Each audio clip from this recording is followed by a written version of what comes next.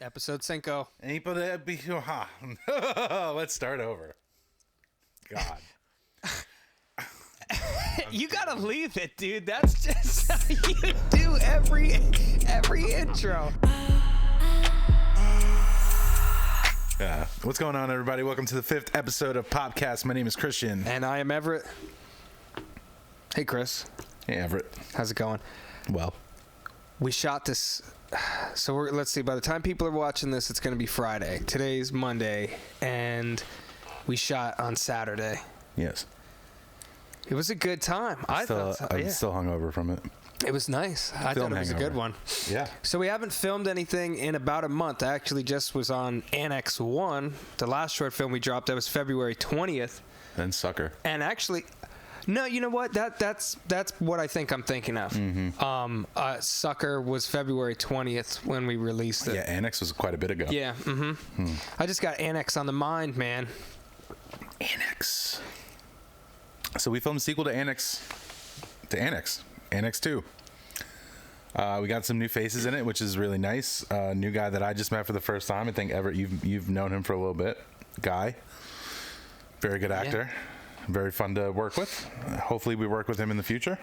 I agree. Totally different style. Sometimes there's just a look or, way that you want a character, and just only a certain person could provide it. I didn't think myself or anyone else that we worked with could have done it as well as Guy was able to do it. You know, when I was talking to him about the role, he even said, he's like, I actually really like the physicality of it, because I guess we've been doing horror so long that I didn't even really look at it like that. Because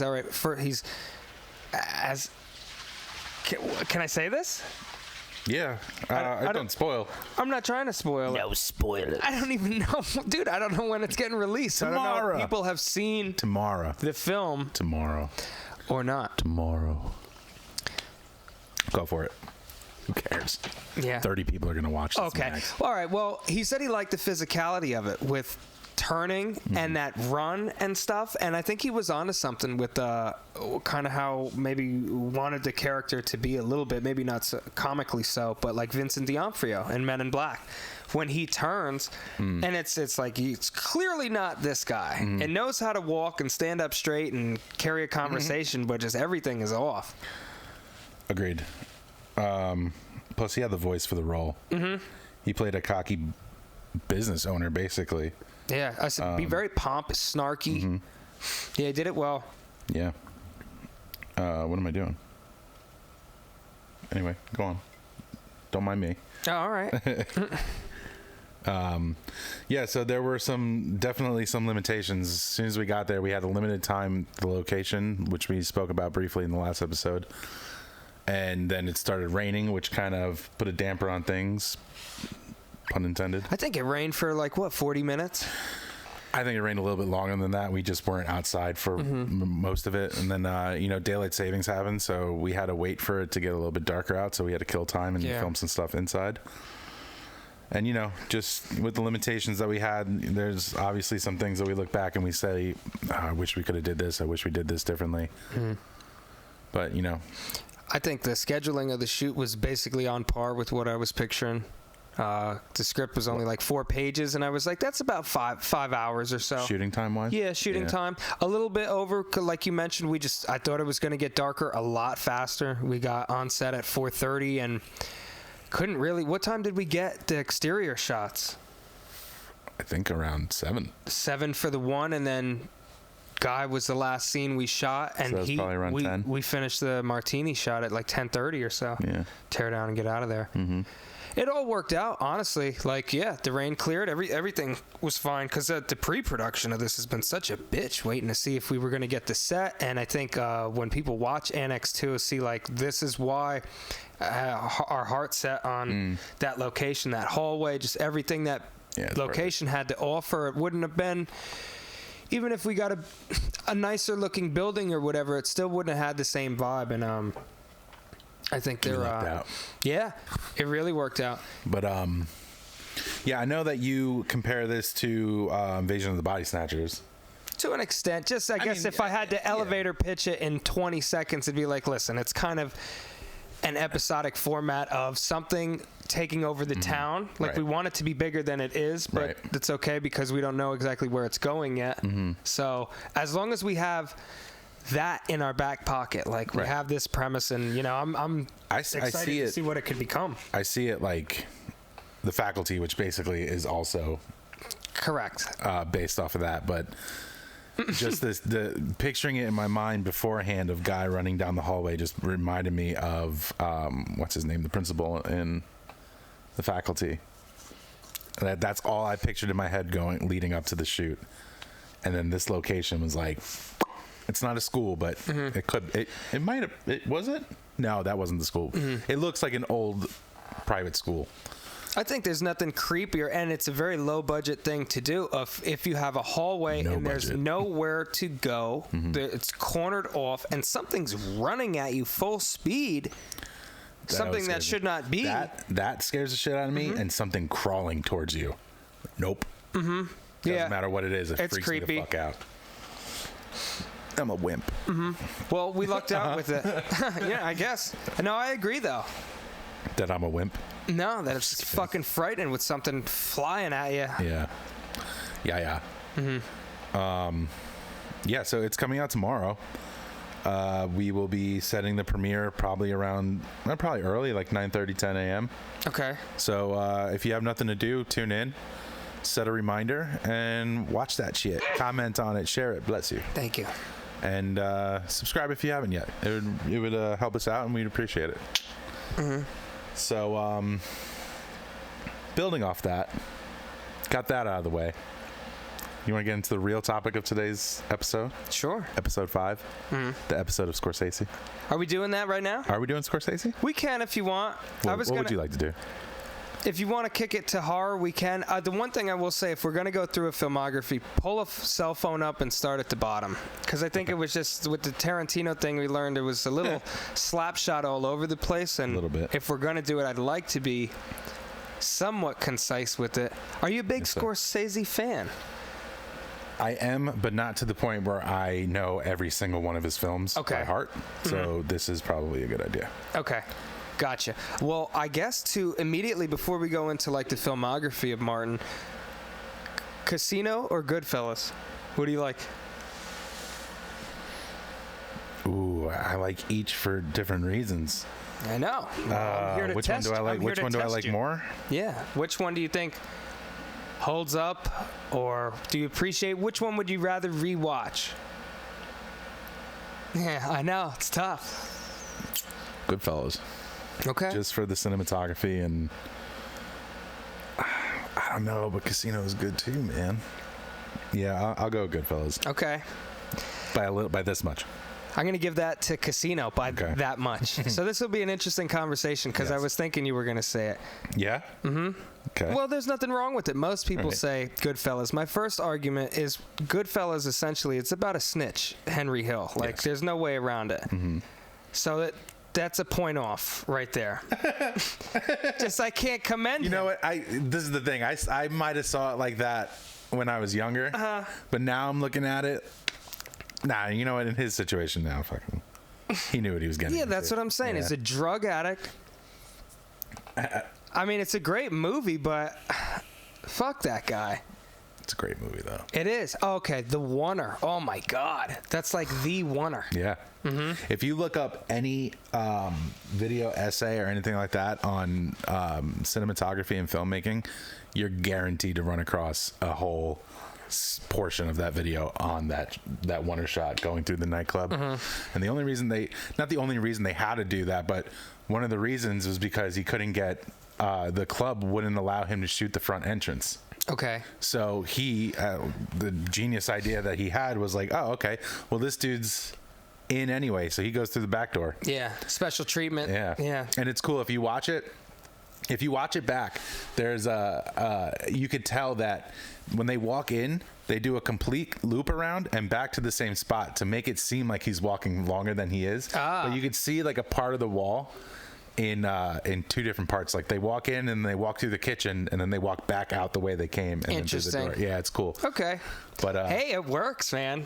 That's like seamless. And like even that alone walking through that tight kitchen with everyone walking around, and one of the cooks looks at the camera. But Does he? Yeah. But getting through that, and then they go through the club packed with people, and they move chairs around and tables, and then they sit down and then have a conversation. Like, it's a crazy good oneer. There's a lot to it. There's music going on too. It's like an old the opera, or not the opera dude, but the I think it's like guy. I'm not even gonna attempt to sing what song I think it is, but it's nice. I know Scorsese's big into music. Like most of his movies throw like some music in there. He loves the Rolling Stones. He does a lot of I don't know if he does a lot, but he did the Stones concert, right? Paint It Black. Yeah. Which is great for me because he always has great music. That I enjoy, Rolling Stones and Scorsese pictures. You like the Stones that much? Over the Beatles, yes sir. Interesting. Yeah. Okay. Yeah, that's for another topic. He always has good music in his movies, and he also, not to jump ahead, but he I think he was the showrunner for that show Vinyl on HBO. Did you ever see it? Yeah, it was like one season, right? I know, it got canceled. That's a shame. Yeah, it was a shame. It was very good. Very good. But yeah, so I go Goodfellas. Okay. Just that much over Casino. It's what I think he'll be remembered for. Casino's after the fact, and even Joe Pesci's, which I think it's a great performance. It's basically a revival of what he brought to the table in Goodfellas. Not to say he was incredibly typecast, but I mean, he was so annoying, Casino. You know, I liked. I mean, he was so good at that role. That I love that character, and for me, man, nothing sticks out as much as when they killed him and his brother in the field with the baseball bat. I mean, good Lord. It's violent. It's brutal. It's got some quick shots in there, just so like the one guy's head, like a bloodline running down when he gets hit. But, man, it is an unforgiving scene. It's visceral. Correct. Quite visceral. But I enjoy it. I like James Woods in it. He plays such a sleazeball in there. Bitch. I hate Sharon Stone. Well, she played that not role. Not her. I hate her character in it. Oh, they played it fantastic. Well, you know what? The whole thing is everybody's a vulture in that movie. And it's basically like it's set in Las Vegas. They're in the desert. All of these people are buzzards. They're all trying to, the money and fucking one another over for basically 3 hours. It's a long movie, too, but... Yeah. So it's funny. I could see how some people would think it's slow.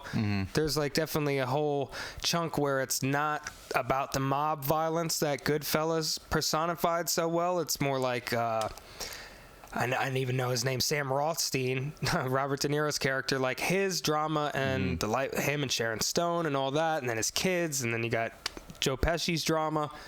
It's a little long. I could see some people saying that, but I'm gonna give it the squeak over there. I actually lent it to somebody. You never got it back. And I never got it back. Chris, if you're watching this. Chris, you son of a bitch. I knew it, too. When I lent it to him, he's like, I'll give it back to you. He moved from Pennsylvania to New Mexico. Yeah. Oh, probably took my fucking DVD with him. Oh, boy, Chris. We're doxing you. He lives. No. Yeah. Kidding. Womp womp. Do you have his filmography pulled up? Do you want to kick it from the first one? I think I know the first. Do you want to kick it from The Big Shave, or because I've never seen it? I saw like a snippet of it. It's basically like a guy shaving and he's like cutting his throat or something. But I haven't seen it like that. Yeah, I know. All right, Mean Streets. It's pretty good. That's his first film? I've never seen it. No, it's not his first. Well, Street Scenes, Boxcar Bertha. Yeah, I missed that one. Mean Streets was like, I think, his first. With De Niro, Harvey Keitel. Yeah. It's all right. It's definitely slow. You could tell there's not a big budget attached to it. But, I mean, he had this thing going in the 70s where it was, like, gritty. Like, the city looked like a jungle in every film he did. I mean, that's because it was New York in the 70s. I know, exactly. Yeah. Shit was crazy. Look at Taxi Driver. That's the next film. They were probably filming over, dope needles in the street. More than likely. Is that okay? So chronologically, that's his next film. Well, I mean, he made Italian American, which I've never even heard of. Alice Doesn't Live Here Anymore. I've seen that with Ellen Burstyn and Chris Christopherson. It doesn't feel like Scorsese. But I've seen it. Yeah, it's somebody has a box set of it, and I was watching some. I was trying to go through his old filmography like years and years ago, and there's some. I'll say it frankly, there's some stinkers in there, but not a lot. Even a bad Scorsese movie is like, decent anyone it's else good. So far, as we go through his filmography, I can't right now think of one that's like, what the fuck, Well, last week I told you that one of his movies was the first ones that jump-started my wanting to make films. Yeah. So hopefully it's not that film that you say, oh, what a piece of garbage, because I think you do feel a little bit that way about it. But do you know what movie it is? Oh, of course I know what movie it is. Oh, you waiting to get it? Oh, yeah. Okay. All right. Oh, boy. All right, so Taxi Driver. Beautiful. Great film. It took me a long time to watch it, though. Yeah. Not watch through it. It took me a long time before I actually sat down to watch it. How old were you when you watched it? I was not that long ago. Really? A couple years ago. Okay. I was dating Kayla at the time we watched it together. So. What was so you've only seen it the one time, one and done? Mm-hmm. What's your rating on it? I give it a 7. Okay. Yeah. I'm not a hard 7, not like a bad I'm not even 7. mad about that. Sometimes I think I'm like, man, this movie is a little overrated. If it wasn't for the screenplay, Paul Schrader, it's fantastic. Those voiceovers, like De Niro's character is it. Every scene that he's not in is kind of empty. Yeah. I don't care. I actually hate Martin Scorsese's cameo in it. I didn't like it either. I think it's the way, like the amount that he curses and everything like that. It's just it feels. I could have done without it 100%. Yeah. That would have been the first thing. If someone was there on the cutting room floor and was like, Taxi Driver's running 3 minutes too long. Any suggestions? They're like, yeah, get the director out of this picture. Alfred Hitchcock was onto something. He walked by the camera. That's it. That's enough for me just to know he's there, Yeah. No, I mean, I don't know why. It must have been a different thing in the 70s where he was just like, yeah, and I'm going to be, and De Niro's like, so what's the next scene, Martin? And he's like, well, I'm going to be behind you in the cab. We're going to be talking. Cussing. And we're going to be talking at great length of what a Magnum would do to a woman. I don't know. But I guess it's probably building up to be like, the city is fucking crazy. It's everywhere. It feels like a dystopia. Like it could be set in the future. I think to an extent Taxi Driver is timeless because there's always that type of what is Travis Bickle? Is he an everyman? Is he the anti-hero? Is he a metaphor for like fuck establishment or whatever? I mean, there's a lot of exactly. That's why it's cinema. I do think it's a little overrated. Like it's not the most amazing film of all time, right? But there's a lot of things in there that I grow to appreciate. I've seen it 3 times. Right now I think it's a 9 for me. Okay. And it's taken me some time to digest that because there's so much stuff going on in there that other than this podcast, like there's not any other times that people are like, let's talk about Taxi Driver and talk about what it represents. Like it's not happening. So 9 is my answer. Because Travis Bickle is a fucking amazing character. You talking to me and the gun in his sleeve. I just want to clarify something too. When we rate something, I know this is how I view it, and I'm sure you view it the same way. Is that even if I gave a movie a 2, I could still appreciate like the finer things of it, like story or cinematography or anything along those lines. It just might not have jived with me as well. I'll say right now, anything over a 5, I would potentially rewatch in some regard. Yeah. Whether if it was just on TV or something under the 5 is like, there was like 2 good scenes and the rest, sucked. So, I think a 7's a fair rating. That's a good movie. Maybe you'd watch it again. Oh yeah. Okay, I have it. I'd like to see it restored. I'd like to see it on like 4K. Or something. Well, we watched it on Amazon, I believe, so it's probably fresher than it would be on VHS. It's got a good cast for the time. Yeah. You got Harvey Keitel. Which he was great in it. Jodie Foster. Young little Jodie Foster. Peter Boyle from Everybody Loves Raymond and Young Frankenstein. And God, name the woman, his love interest. Oh, I want to say Blythe. It's not Blythe. It's a weird name like that. I don't want to look it up. Oh, okay. I couldn't remember. I was saving that one for you. I was like, I'll name the 3 other people I can recall. Sybil. Oh, Sybil Shepherd. Mm-hmm. Yeah. Cool. Which I thought was I don't know. I didn't like her that much in it. It's kind of like a side plot. There's a few things in there that are like side plots. You got that going on, and then the whole political thing when he does the mohawk. Oh, you know what? Palantine. I'm 100%. She's the reporter, right? Or She's works for his campaign. It's that that's guy. What I meant. That's what I meant, yeah. That guy's. So I get it. Yeah. Didn't mean to do that. I'm completely mixing her up with Kathy Moriarty in Raging Bull. Oh, okay. So, Taxi Driver, bring it home with this. Sybil Shepherd. Sybil Shepherd. Okay. She was good. A lot of movies I think tried to remake this whole vibe. It's a vibe that I'd love to remake. Just a guy pushed to the edge. They did with Joker. They did with many a thing. Oh yeah, Joker. Yeah, it's almost full degree. But I don't know if like Death Wish was before this, where it just kind of got that air to it of just a guy pushed too far. As the second time I'll bring it up while we're podcasting. Michael Douglas falling down. Just an average guy. There's no superpower to him. It's just a very real setting, a contained part of the city, and this dude is just stressed out. You better use your blinker when you're cutting Robert De Niro's taxi off, because he's ready to snap. All right, so for the sake of time, so we don't go over an hour and 40 minutes, we're going to skip around a bit just for all of Scorsese's, heavy hitters. So Raging Bull would be next. I know you love this movie. Oh, my God. Yes. Well, what do you got? What you want to say? I think Raging Bull was a little bit overrated. All right. Yeah, talk that shit. A little bit. I mean, no, it was a great movie. It's just... I can think of the scenes. It's another movie that I took my time to watch. And after seeing countless amounts of video essays showing the best scenes and the hype for Raging Bull being one of the best boxing movies of all times, I watched it and it's like, it's great. It just didn't live up to the glorious hype. I think it's...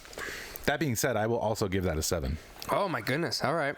7's still a good one. I was just expecting more. I hear you. It is a 10 for me in regards to like cinematography, and I love that metaphor of like a boxer and the internal struggle and what's going on with him. De Niro's role is fucking great. Won an Oscar for it because he gets all fat. When he's in the jail cell. That's that scene is insane. Where he's just hitting the wall. Man, it's painful to watch. And did you fuck my wife? It's funny. What are you talking about? There's De Niro plays a great character where he's a pig. And this is in another movie we're going to get to it in a little bit, in like the Cape Fear remake, of where there's not too much likable about this guy. I mean, he's a pig. He's, a fucking brute. He's abusive to everybody around him, and this is in Raging Bull. And then at the end, the crime that the actual boxer, Jake LaMotta, commits, I mean, how can you like this guy? I mean, the girl was ridiculously underage, and he goes to jail for it. And still, by the end of it, it's like, damn, I mean, he's like in a bar, a shitty bar somewhere, reciting like some poem, his monologue or whatever, and it's this guy's washed up. But there's like a ting of... He's in the green room, right in front of the mirror. Yeah. And it's just painful. It's Scorsese did a great job in character arc, letting us see him when he's young, going through everything. I really felt like I knew that character to an extent where by the end of it, I wasn't surprised. I was like, wow, what a piece of shit this man is. Great film. The boxing scenes are fun too. I think I don't know what you expect in a boxing movie. I like boxing movies. I'm not crazy. I didn't go into it for the boxing. I went into it for you know what I mean? Like the boxing is kind of just a side story in it. Really. Yeah. But it's fun. There's some little things they edited in when like he's fighting someone. There's like an elephant going like and like braying or something, like animal noises. I don't think your average Joe would catch that in there, but I appreciate the subtleties. Great movie. So the next one that I haven't seen is King of Comedy. That's like 83, right? 82. Oh my God. Fucking up, Ed. Wrong by a year. 1982. It's funny. Yeah. Yeah, it's pretty good. I can't think of too many things about. I think he like goes there to kill the talk show host or something. Because I know that Joker pulled from both Taxi Driver and King of Comedy. Yeah, where it's like this guy's a nobody working on some bits and it's good. King of Comedy is one of your favorite movies, tell us why down in the comments. Engage. We'll talk back. He did Michael Jackson Bad. Okay. I knew that. I completely forgot about it, but yeah, he did Bad. Yeah, he did that. John Landis did Thriller. And there's like another video that's pretty popular that Jackson did. I can't think of it though. That has like a good director behind it. Scream with Janet Jackson. Oh, I don't know. I'm not too sure. The Last Temptation of Christ. I missed it. I've never seen it either. Yeah, I'm not too big into watching the Jesus get whipped. Willem Dafoe is Jesus. Yeah, I know. It seems like a great. I kind of really want to watch it now. Yeah, we should. Yeah, Goodfellas. We've kind of already spoken about it. I just want to say, I know you skipped over one that I've seen. It's called After Hours with Griffin Dunn. I did skip that. It is Scorsese no more the city's bright. There's a lot of nightlife in it. It's fun. There's like all these different characters coming in. I can't remember if it's Cheech and Chong are in that or just one of them. But Griffin Dunn, he's the other guy. He plays Jack in American Werewolf in London. So he's a dude that gets all mauled up. They're both in it. Okay. And it's different. It's kind of like... Catherine O'Hara's in it. Decent cast, yeah. Soundtrack's good. It's got a lot of, 80s tunes to it, but... It's a fun movie. It's a sidestep of, I would say, out of Scorsese's normal filmography, where nobody really talks about it. And I was waiting for you to bring it up. I was like, I don't know how many of these you're skipping over, but I think that's... I've never even heard of it, to be honest with you. No, a lot of people haven't. It's just kind of buried in there. The next one is The Color of Money, which I've also never heard of. That's, I think that's Tom Cruise's movie, the sequel to The Hustler. Is it a sequel? Click it. Is Paul Newman in that too? Paul Newman, yeah, Tom Cruise. Yep. That's Paul Newman's Oscar movie. John Turturro. Right? What'd you say? Paul Newman's Oscar movie? I don't know. I'm not going into the... Oh, okay. Gotcha. Yeah, I missed that. That's why, I didn't know. I was like, well, I guess we could do this episode because there's the chances of me doing well, this is why I wanted to skip around to 10 episode. I didn't know how much a score... He has a big filmography. He does, yeah. Okay. Cape Fear I saw when I was young. Okay. I honestly can't remember much about it. I know he plays a creeper. Oh yeah, 100% creeper. He's tatted up too. Yeah, he makes me look like I got nothing. I remember a woman dying. Maybe she doesn't die, but she's screaming in an apartment building, and then he's walking outside on the street, stalking her or something like that. Okay. Like I said, I really can't remember anything about it. All right. Nick Nolte in this remake, he's a prosecuting attorney. And Max Cady, Robert De Niro's character, gets out after a lengthy prison term, and he's not in a good mood. And you basically find out that Nick Nolte was his, defense attorney, and he dropped the ball on purpose. He went against his oath to, help his client, and knew that he was fuck this dude. Max Cady's a messed up guy. He hit that woman or whatever, and he hid some evidence to make sure that they gave him the conviction. And Robert De Niro's just in prison working out for 10 years. It's ringing a bell. It's got a great soundtrack. You got Juliette Lewis in there. That's a good one. I'd say and rewatch that. You'd enjoy it. And it's the only movie I could think of. De Niro does a Cajun accent in it, where it's you ain't know what prison's like, or that's kind of a Texas twang. I can't really do it, but it's super interesting. Interesting. And that's where I was. It off? Yeah. Okay. That's where I was saying with in Raging Bull. I mean, De Niro takes this character you can't possibly like this man. Yeah. For one, he's laughing, smoking cigars in the movie theater in front of Nick Nolte's family, being so boisterously loud. It's like, shut up, sir. I remember that scene. Yeah, I've seen that. It's spoofed many times. And he's beating women. He's crazy. But you're kind of rooting for him. It's a good villain. Okay. Yeah, I think I only have it on. I hope the audience doesn't laugh at me. I only have it on VHS. I'd lend it to you, but I have to bring my VCR over here too. I think. Oh no, yeah, you would. The TV doesn't have one in it. You have I don't even think I can hook my VCR up to your smart TV. I'd have to bring my TV. Just come to my house. Why the fuck am I bringing all this over here? And I'll bring something to eat too. All right, so Cape Fear, then Age of Innocence. No clue. Nope, missed it. Century of Cinema. I'm sure that's not a. It's a TV series. Casino. I'm giving it a 10. I give Goodfellas and Casino both 10s. Okay. They're near perfect. I love them. They're just great movies to me. You know? I mean, say what you will if he photocopied one for the other one. Yeah. They're very similar. Yeah, but they're both great. They are. It would be different if it was like, Jesus, Goodfellas fucking sucks. And now Casino sucks too. He did the same thing. I mean, it's good. Like, they're both great. You know, a good chef should repeat his recipe. Like, amen. Yeah. I might pronounce this wrong. Kundun? Kundun? Kundun. Kundun. No, I never even heard of that. I have not either. My Voyage to Italy. Nope. Bringing Out the Dead with Nick Cage? Yeah, that's interesting. He plays a paramedic. Like a drug-addicted paramedic. Okay, I remember this one. It's very 90s. Yeah. It's got like some of the music in there. It's like The Clash and... Plays like a sleep deprived. Yeah, an Insomniac. I give it like a 7. Okay. Again, it's one of those Scorsese I have to see it again to even give it anything. Yeah, I just know I have seen it. I could picture the poster with like the ambulance cross and his eyes on there. It's interesting. Tom Sizemore is in it. It's a good cast, but Nick Cage was doing some movies back then. Oh, he has one stinker. 99. So what the hell is it called? It's like City of Angels. Okay. Maybe with Meg Ryan or something. Yeah. Where it's just about like death and, you know, the afterlife, and then he's got this going on, and I don't know. I think Nick Cage is just really into like existentialism and death and stuff. I love Nick Cage. I'm looking forward to his new movie. Where he plays himself? Yeah. Uh-huh. Well, he had just come off of Face Off, too, like a year or two before that.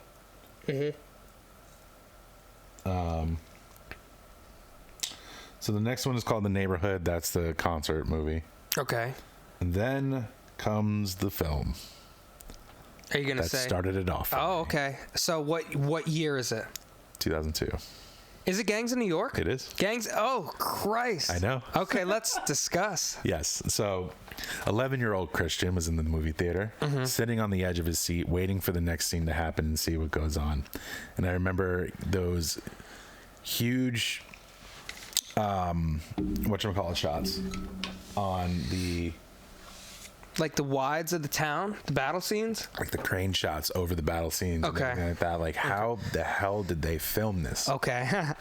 And just, I think it was my first, it wasn't my first, probably Titanic was, but it was my first, like, Leonardo DiCaprio movie that I was, like, enthralled in. Oh, okay. I was like, dude, this guy is fucking phenomenal. And then, hold on. I know. I'm just sitting here like, oh, boy. Daniel Day-Lewis. That was my favorite character for at least a decade after that. And it was the first movie I remember going to my dad saying, like, how do they do these? And then him telling me that that's someone's job to make the movie. And I said, I want to do that. Cool. And that was me and my dad's thing. We used to movie hop every weekend when you would come up. I surely hope you were paying for these movie hops. You weren't just sneaking in. We paid for one of them. Yeah. Well, no, that's we paid. It's illegal. We paid. Admittance. But that was our thing. Either that or the roller rink. Okay. But that was the first movie. And then I rewatched it recently. As and that did I. opening fight sequence was just fucking horrendous. I don't know if the rest of the movie still held up though. Daniel Day-Lewis's character in that, phenomenal. The Butcher, phenomenal. Yeah.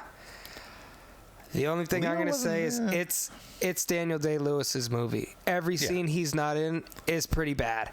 There's a lot of things I don't like about it. I'm pretty sure that's Cameron Diaz playing a pickpocket, and a lot of it doesn't work. It's fucking hokey. Little Elliot from E.T. Oh my God, I'll tell you this. He was good in it. One, John C. Reilly is buried in there somewhere in that film. He turns into the sheriff. He plays Liam Neeson's like henchman that turns into a cop. I cannot forgive that opening sequence. The editing on it is fucking horrible. It didn't age well. Oh Christ, no. It's bad. Remember the one Irish lady who has like the teeth? Yeah, she's got the fangs too. That's the movie. Call back to the last episode where they did that fucking choppy slow-mo in. Oh. And it's like, okay. Yeah. Now I see what you're talking about. I hate that. Yeah, it was. You're talking about Reservoir Dogs with the intro. I think this was worse. I love the Reservoir Dogs intro. I feel like this one was a stylistic choice because the budget on this movie was ridiculous. I feel like Scorsese's grandson tricked him into doing it. He was like, "I know you're big and your movies are old, Grandpa." He's like, "This is what the kids want." Yeah. He's like, "Oh, all right." This is how you do it, Gramps. No. Big mistake. And I can tell. So at the end of it, and it's like it's 2002. So fuck you. It's been 20 years. We're spoiling the end of it. When Leonardo DiCaprio finally serves his just desserts to the butcher and kills him, DiCaprio's just like in the shallow end, while Daniel Day-Lewis is in the deep end. Like the performance is so unmatched. I mean, no offense to Leonardo DiCaprio. It must be impossible going up against Daniel Day-Lewis is my favorite actor. Anybody going up against him is like, good luck to you. Because DiCaprio, he's getting better. I like him as his filmography goes, but yeah, man. Every scene that Danny D's not in it is a dude, he's just so crazy. Yeah. I mean, he was really putting in like a thing under his eye to turn it that, and like learned how to tap his eye with a knife. Just for shits and giggles, for like, oh well, every movie he does, he goes like super ham into like what, for anyone that doesn't know what ham is, I'll just say super crazy. Yeah, we just had this conversation. Someone was like, ham? What the fuck do you mean ham? Hard as a motherfucker. It's like an acronym. So Daniel Day-Lewis gets very into his characters. So for this one, he was actually wholeheartedly method butchering animals, and he's like, whoa, we got one eye. He's like, I'm gonna be tapping my eye with not on our film set. Our insurance isn't that good. You keep that knife away from your face. All right, well, that was the first film that really made me want to be a filmmaker. Okay, so regardless of if it aged well or not, at the time, that's it was awesome though. Superb. Yeah, things were a lot different back then. I give it now because I watched it maybe 2-3 months ago just to see. Oh, really? Someone gave me a DVD and I was like, should I throw this out? Every once in a while, people are like, here's a movie. Like, you might like it. And I was like, all right, well, fuck it. I'll rewatch it. I bumped it down. I think I had it at like an 8 or something. Okay. I'm giving it a 6. So I probably won't rewatch it. But should you do that retroactively though? Yes. Okay. I mean, it's an interesting topic because at the time when it came out, compared to everything else that came out, that was the rating it was. And now that it's no longer up to par with what's going on now, it's an interesting thought to retroactively. I hear you. I think I've just my taste. I know how I've developed and what I appreciate and what I consider to be film. Right. So I would just give you a metaphor where it's like if you went to Burger King and tried a burger and it was like, fuck, this is a 10 out of 10. And then I brought you to Gordon Ramsay's restaurant and you had his burger and you were like, wow, this is a 10. You might not think the Burger King burger is as good. Like, yeah, at a time, it was great. But I want to, like, be able to talk about film as I stand right now. 10-year-old me loved Critters. So, I mean, now it's just totally different than what it is. Yeah. Like, I'm not going to praise it. Yeah, I stick by the 6. Cameron Diaz is junk in it. I'll go with 7. Okay. Oh, wait. Some of the filming is great. I agree. Those crane shots, the battle scenes, the wardrobe is all fantastic. There's just some things about it where there's a reason it was nominated for so many Oscars, and I don't think it really won any. It's just one of those DVDs that at the top it's like nominated for 10 Oscars. All right, so moving on. Yeah. He did the TV miniseries The Blues, which I did not see. Michael Jackson, Number Ones. I'm not sure what that is. Okay. Lady by the Sea, The Statue of Liberty. And then The Aviator. Oh, I love it. All right. I love that bump movie. up for Leo in that. Something about it, I give it a 9.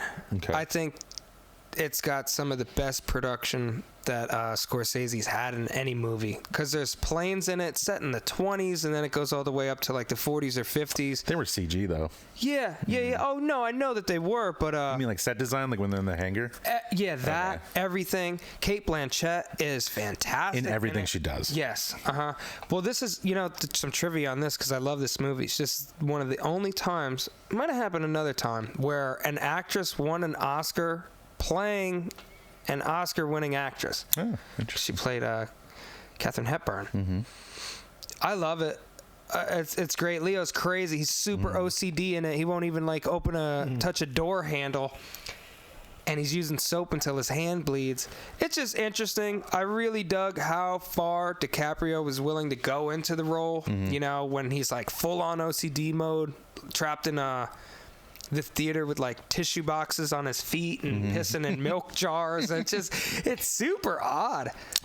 This one I'd have to give it a second look. I remember bits and pieces of it, but it's been a while since it's I've a seen sleeper. A lot of people don't care for it. I remember would enjoying say it was too long, probably.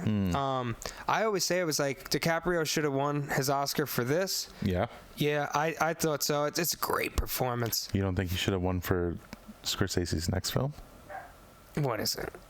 What is it, boy? The Departed. Speak your piece. I loved The Departed when it came out. Yeah, another movie when it came out didn't age as good. No. But why not? What do you think's wrong with this fucking film? I don't. I feel like it was Leo's performance. To be honest with you, I don't know. Yeah. I don't know. It didn't feel that. Like, I remember rewatching it and going into it being like, this is one of the best movies I've ever seen. You have to watch this. Yeah. And then watching it and being a little embarrassed that I said this is one of the best movies I've ever seen. But at the same time, it's still a good movie. It's just it didn't hold up to what it was when I first saw it. After all the movies we talked about, it really bothers me that that's Scorsese's gimme Oscar for Best Director. Well, and I mean, it's all right. So when it came out, 2006, right? I gave it a 9. It was crazy good. Jack Nicholson was awesome in it. Like, I liked a lot about it.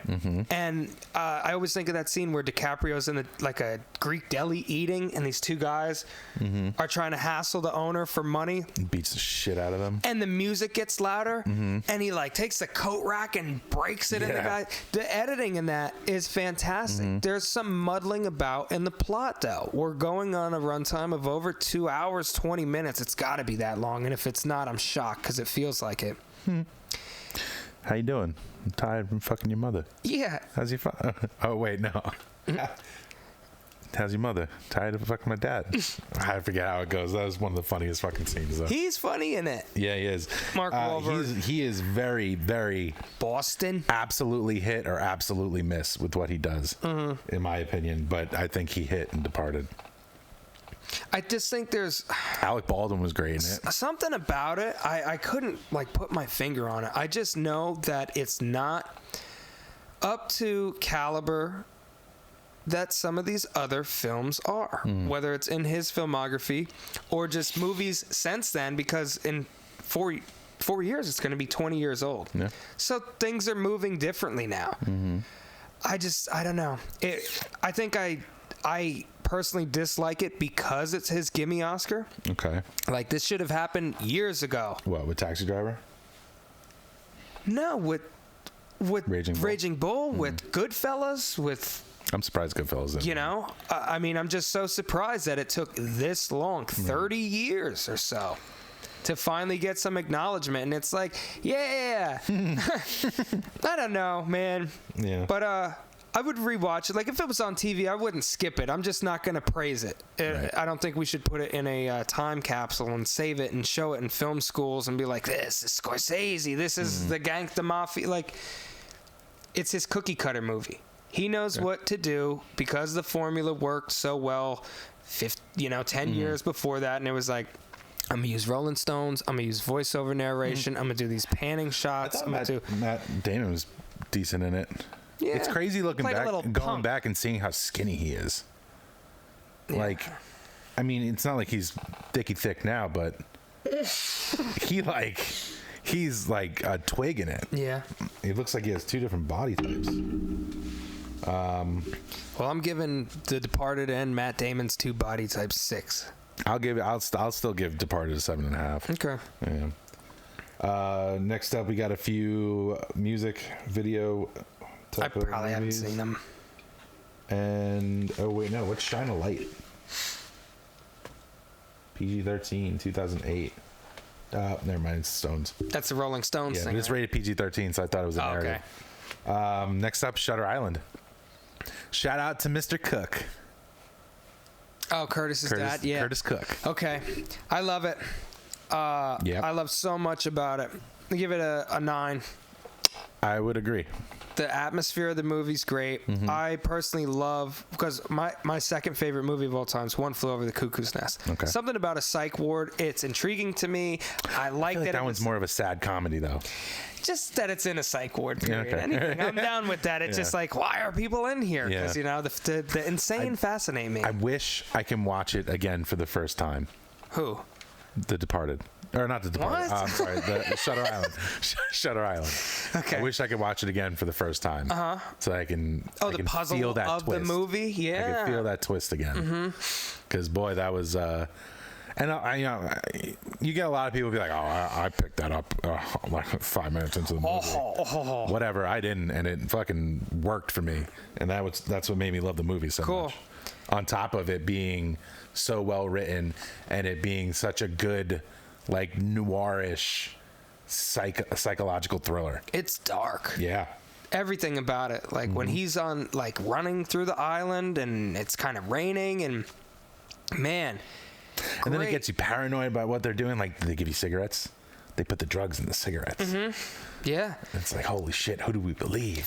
When that ending comes, like, in full display. And the gun's just fake. Oh, even after that, like the flashback with Michelle Williams as his wife. Yeah. It's so fucking heart-wrenching.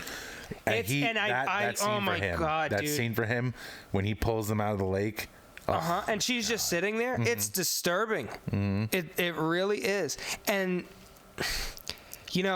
almost every movie Scorsese does, like the main character's like super flawed, or there's something just not right. Like, and if you are rooting for them, or it's just like, right, what is going on with this dude? Yeah. At that point, I was like, man, it makes you like a flawed person. Yeah. Which is cool. And it's hard to do, too. Yeah, I really appreciate that. Most of his films come with a character arc, which I enjoy. Some movies I could deal with like a very loose ending, but I'd rather them have like the 180. If he's, a jerk, now he's kind at the end or whatever. I mean, good character. Sucker arc for happy endings. But, man, there is no happy ending. I am a sucker for devastating endings. Yeah, me too. I guess I like both. I mean, yeah, of course. But, I mean, just something about that devastating ending, like fucking The Mist. Whew. What an ending. All right, well, do you have anything else to say about Shutter Island?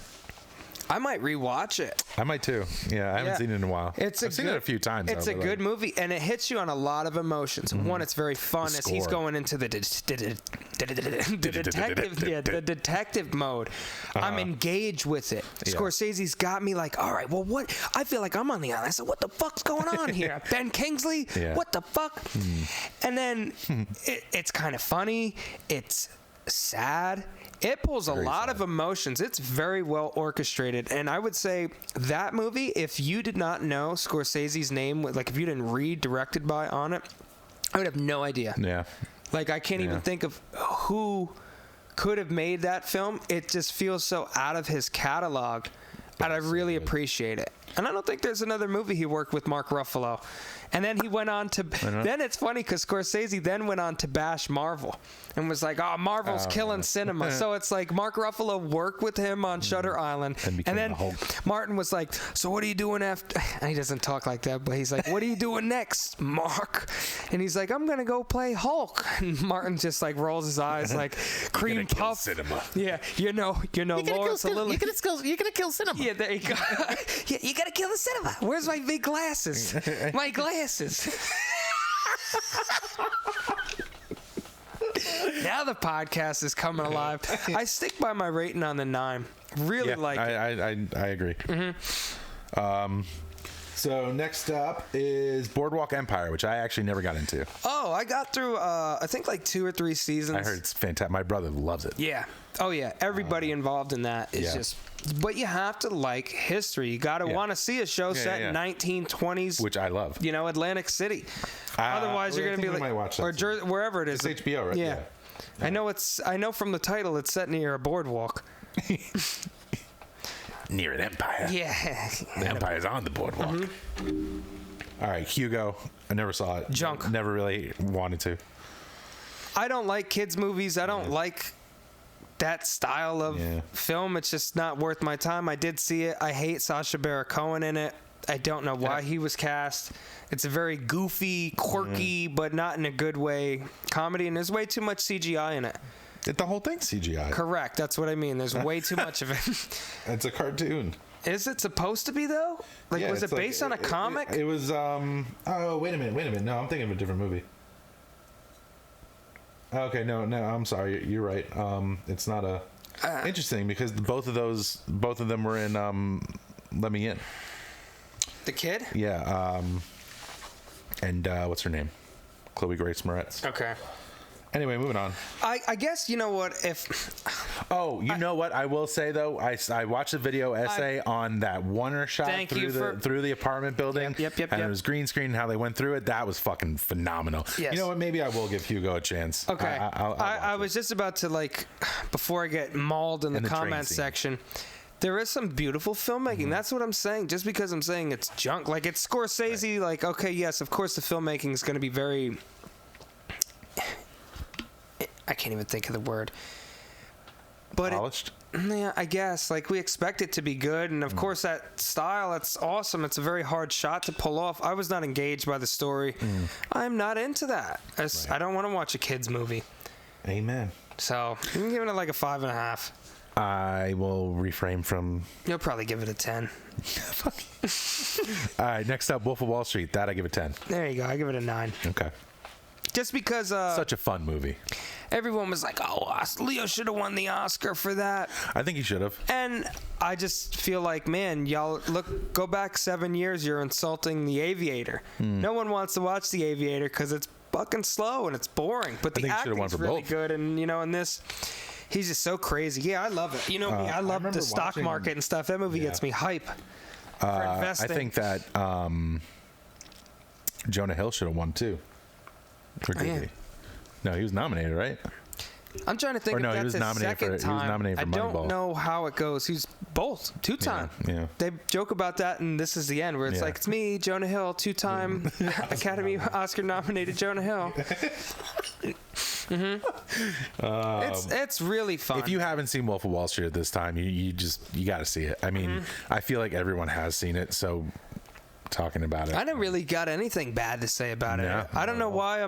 I guess I'm not just willing to give a 10 out so freely, but it's good. It's great, man. It's a feel-good movie reminiscent of how Once Upon a Time in Hollywood feels to me. Okay. It was just so much fun. I would say this is back to how Casino and Goodfellas felt. It's a very long formatted film. I think the pacing in it, though, is much better than his older films, because back then, pacing was so different. Well, it's so much more comical. I would say, I think the pacing for Goodfellas is fine. There's no problems with it, but this one, there's so much more jokes in it. And obviously, people are just fucking high all the time, and there's more women in it. Right. Like, it's a totally different bigger budget. Yeah. I like it. It's really good. All right, so Street of Dreams. That is a Dolce & Gabbana commercial. Okay. All right, let's see. The Audition. Never saw that. Vinyl. Vinyl was fantastic. If you've never seen it, is that Bobby Cannavale? Yes. Yeah, he's good. Plays the same character in every movie. But that's fun. With that voice, he's that great big voice. Yeah, the voice. Yeah. He's good. I wish it got continued more. That's HBO? Yeah, it's HBO. Okay. Mick Jagger was a producer on it. Mick Jagger's son is like the lead singer of the band that Bobby's trying to sign. Gotcha. Oh, it's such a good. It's based in the 70s or 60s, 70s, and it's a music producer, or it's a like a A&R, I guess.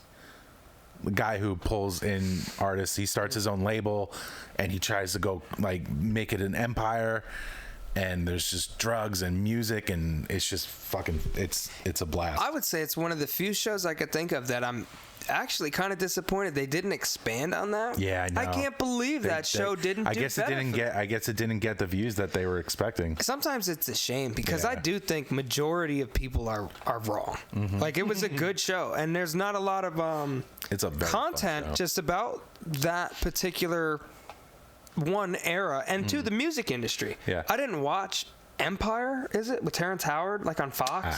I'm just not into that. But I mean, like, obviously, I don't like watching network television. Correct. I was just gonna say HBO versus Fox TV is. You can't beat HBO. You know, HBO with their series, they're the king. Well, HBO, make vinyl too. Make it happen. Poor Bobby Cannavale is just sitting there waiting for you to call him. Yeah. Yeah. Come on. Yeah. Then came Silence, his long-awaited film that he couldn't get financing for, even though he's Martin Scorsese. I didn't watch it. The sad thing is, I was so hyped for it, and 2 hours and 41 minutes. I did not watch it either. No. I heard it was I would good. watch it. Yeah, I would as well. You know, watch two priests. I think it's Andrew Garfield and Liam Neeson. It is. Yeah. I'm sure it's great. He couldn't get financing for this movie. It's the same way with what is his name? I don't know if it's Terrence Malick. He was trying to do. No, doesn't sound right. There was like a Don Quixote movie this guy wanted to do. Okay. And it just took years and well, I mean, years. even Spielberg couldn't get financing for I can't remember which one it is, but I mean, but dude, if you're Spielberg, put your fucking own money up, and like, how much money is that guy worth? I have no idea. Speaking of, what's his name is doing that with his new film. Oh God, what's the fuck's his name? It'll come back to me. I'll gotcha. I'll revisit it. Okay. Irishman. I know you did not enjoy it very much. Too long. What do you mean he's revisiting it? They're making another Irishman? I will revisit that. I was just thinking, I was like, first of all, The Irishman is over 3 hours long. If you can't wrap that fucking movie up in 3 hours, make it a TV show. That's true. And give people a break. Yeah. Good Lord. That movie took me 2 weeks to get through. I call it Old Men Eating Ice Cream, the film. There's just a lot. Whoa, easy, girl. Caught it. Just a lot of. It's slow. I saw someone. I ended up on like a film forum thing on Twitter and seeing people talking. Some guy was like, he's like, man, the last hour of The Irishman is just Scorsese at his best. It's great. And I was thinking, I was like, the last hour was like if I was covered in honey getting eaten by flies. I was so uncomfortable watching. I was like, I just want it off. I want it off. I feel like it was a little bit too long. I feel like if they were going to go the length they did with 3 fucking cameras filming these guys just to do their faces, they should have used body doubles for them, because it's when De Niro is curb stomping that dude, he has like a 40-year-old face, and it's clear that he has a 70-year-old body trying to curb stomp this dude. Those are two of like my biggest gripes. Other than that, I actually really enjoyed it. Really? Yeah. I really enjoyed it. It was beautiful. I'm glad I didn't see it in theaters. I'm so glad it was on Netflix. If I went to the theater, was it in theaters?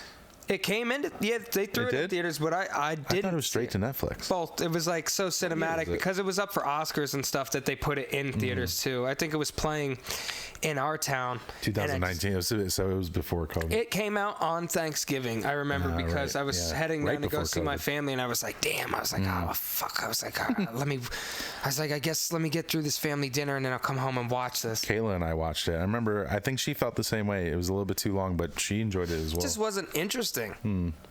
Like the plot. Period. We're all caught up. I mean, all caught up. Really? That was his last one. Was it? Mm-hmm. I'm sorry. He has some upcoming films, though. I don't know if my cousin's watching this. Just real quick, he said I've watched it 5 times. My eyes almost spun out of my like fucking almost head. 20 hours. And I said that to him. I was like, "You've one whole day of your life on this planet. You've watched The Irishman for an entire day." I couldn't do it. I don't know. I probably wouldn't watch it again unless someone hasn't seen it and really wanted to watch it. And by someone, I mean maybe like a family member. Okay. But I would watch it again if the right. I'll watch it in 5 years. I need to get. So excuse me. I need to get a little bit older to maybe appreciate it, because it is about older guys and there's a lot of stuff going into it. I just don't know if I was in the wrong mindset, rather. Right. And expected something that was just never going to come. Like, it's like I was at the airport waiting for a train. Of course, I'm disappointed. Like, I should have just known that this is what I'm going to be. It's more of a drama than it wasn't going to be like and it feels so I feel wrong for even insulting some of these Scorsese pictures, but I think the truth must be let out, and I will speak on behalf of 50% of the moviegoers. I'm sure people don't like that movie, and I'm one of them. Yeah, it's a very I give it a 5.5. I would give it a 7. Okay. Yeah. So his Untitled Grateful Dead biopic is coming out. Is it now? Yep. There's no information on it. It's still in development, but I know diddly squat about Grateful Dead except the Bears and Jerry Garcia. That's all I know. And that what's his name? Ooh. Oh God, the guy from Half Baked had a bag of his ashes. Oh yeah. He's like, I bought it off his brother, Jared Garcia. No, it was what's his name? The actor. Andy Garcia. Yeah. Peace. So Killers of the Flower Moon. Great cast. That's coming out soon. Oh my lord. Okay, Jesse Plemons is top billed on this right now. Over it must Leo. be staggered differly. There's no way Jesse in hell that's happening. Leonardo DiCaprio, Brendan Fraser, Robert De Niro, John Lithgow, Barry Corbin, any other big names? No, that's pretty much top tier for cast. I think it's set in the 40s. Members of the Osage. I don't want to fuck this up. Let me see. Osage. Yeah, that's fine. Tribe in the United States are murdered under mysterious circumstances in the 1920s, sparking a major FBI investigation involving J. Edgar Hoover, who was also played by Leo, right? In a Clint Eastwood movie. I missed that one. Oh, you know what? Is the trailer out for this? No, not yet. Just says IMDb Pro has to. Can you do me a favor while you have the phone up? It's fucking tearing a hole in my brain. Yes, ma'am. Look up 12 Monkeys and tell me who directed it. Oh, fuck. I want to think of this. All right, I'll look it up. Fuck it. Because I'm over here and like I wanted to correlate something with how Scorsese couldn't get funded for Terry Gilliam. Terry Gilliam. Okay, I was on to something with Terrence Malick. I knew it started with the T. Terry Gilliam was making the Don Quixote movie. Okay, and it just took years. I never even saw it. It finally came out and it just kind of like flopped. Right. And I think that's unfortunate. I feel really bad for these filmmakers in that situation where it's like I know the talent is there, and they're flying high like God right now, where it's like they could do anything they want, any project you want. If Scorsese kicked down an office door and said, I'm doing the next Transformers movie, they'd be like, yeah, you are. But yeah. They could see do anyone anything else they want. doing it. And it's just such a shame that, one, we haven't seen it, but that it just didn't get the acclaim that maybe it deserved, It stinks. For a director, I could only imagine for us, we won this project. I don't think that movie was for him, though. Yeah, you know what I mean? So I don't think. You do one for the studio, you do one for you. I don't think he really cared about box office with that. Gotcha. But I'd very much like to track it down. So this is what I was getting at. Francis Ford Coppola is making Megalopolis. Yeah, it's a tongue twister. Okay. He's been trying to make that movie since the 80s. Okay. And no one would pick it up. He would not get financing for it, so he's financing the entire thing, $100 million on his own. Wow. And he said, he basically said, fuck my kids. They make their own money. They don't need Sophia Coppola. Okay. He should have just called Drake. Drake's out there placing $1 million bet just on sports. Like, I'm sure Drake would be like, I'll finance the movie. Zendaya, Oscar Isaac, Cate Blanchett, Michelle Pfeiffer, Jon Voight, James Caan, Forrest Whitaker, and Jessica Lange. Wow. What is this picture about? An architect wants to rebuild New York City as a utopia following a devastating disaster. Interesting. So it's a very, very big concept. So is it going to be like sci-fi? Yeah. Multiple films? I believe so. Like, no. I think it's just the one. Okay. But yeah, it's a sci-fi. Yeah. Francis Ford Coppola wrote the script in the early 80s, but the film always took a backseat to his other projects. Can you imagine how much you'd have to rewrite from the 80s to now, where it's like, okay, listen, I know I read the first draft 40 years ago, but we can't say that word anymore. That's a little taboo now. Yeah, ooh, Coppola, we're going to have to cut that.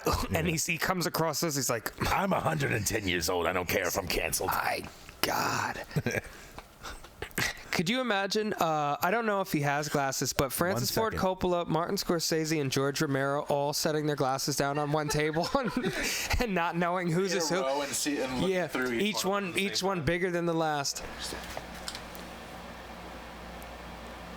Christian, you left frame, so I'm still in here. What's the runtime? What are we at? 57 minutes. 107. Really? 1 hour, 7 minutes. Right now? All right, so let's bring it home here. Yeah. One, I will watch anything Scorsese does. Yes. But I just don't know how many more movies we're going to get out of him, so I hope... I don't know. Probably a lot. He's a squirrely little guy. Good for him. I hope so. I love it. I love the worlds that he has, and the editing is top notch. His relationship with Thelma Schoonmaker is just fantastic. And she is still alive. That's another thing I got called out on. I apologize, Mrs. Schumacher. Okay. Schoonmaker. The way Schoonmaker. that it must be so easy because they have such a great rapport. The way that some of those whip pans in Casino when he cuts, and it's so easy for her to just kind of edit it and throw it together. There's a lot in Casino that could totally. So I can complain because when I started editing, I was editing on mini DV tapes. Okay. So you had to literally play it through and stop cut. Like, I can only imagine how tedious it was editing film. Splicing and pasting, and oh my God. It was probably just a lot of cigarettes and black coffee. Like, what's that movie? Fight Club? No. I feel like it might. No, I don't think it was a Scorsese film, but what movie was it? What are they doing in it? Editing? She's editing. She's smoking a cigarette while she's doing it. I think it's what's her name. I can't think of it right now. I'm not going to make a fool out of myself. Gotcha. We'll revisit that as well. So, my brain doesn't work as well as it used to. It's a good brain. It used to be. The brain that grew too big. My head does hurt you. So, where we are now, if you're watching it live, today's Friday. Tomorrow we're going to be releasing Annex 2. Yes, sir. We are in the process of doing an Annex 3. Yes. And it's going to be a series. Just keep going. We're going to keep going as long as we possibly can. I don't know if I mentioned this, but when I was talking to Guy about it, he was just kind of saying, he's like, it seems like you guys want to do like Walking Dead from the zombies perspective, where any character that we get, it doesn't really matter who it is. Like, it could be set here, an airline hangar, a diner. Right. Like, you want to see, you're watching it because you know what it's going to entail. So I'm not saying like 100% to that degree, but I do like that. At this point, I'm rooting for the creature. I want to see the creature. I want to see more of it. Yeah. We are following the creatures, creatures, because there's more than one. We are following them and seeing each one's choice of victim. I think it's going to be interesting to tie them. Hopefully we can get it to the point where we could put some money behind it and build the sets and the cast and have something where, like, it's not just a one person thing. It's like a fucking like apartment complex. That'd be cool. Yeah. Ooh. Yeah. Our dreams are grandiose. I understand, sir. We also have a bunch of other projects in the works, which we're going to be doing relatively soon. It all just involves cast. It's at the point where we're just, all the projects are spiraling, where it's like, oh, you can try and do it, real quick, but it's location, and then we need this. And I just think it'll, even if we do one project once a month, I think by a month from now, we'll be in a better spot than we are now. And I look forward to what we make. Amen. Awesome. Amen. All you could do is believe. If you're still watching right now, it would be really great if you would hit that subscribe button, hit the bell so that you know whenever we drop a video, like tomorrow when we're dropping the premiere of Annex 2. Like, comment, subscribe. Share our shorts to your friends if you enjoy them and you think they would too. And if you have friends. If you have friends. You're my only friend. Shake my hand and edit the video to cut here.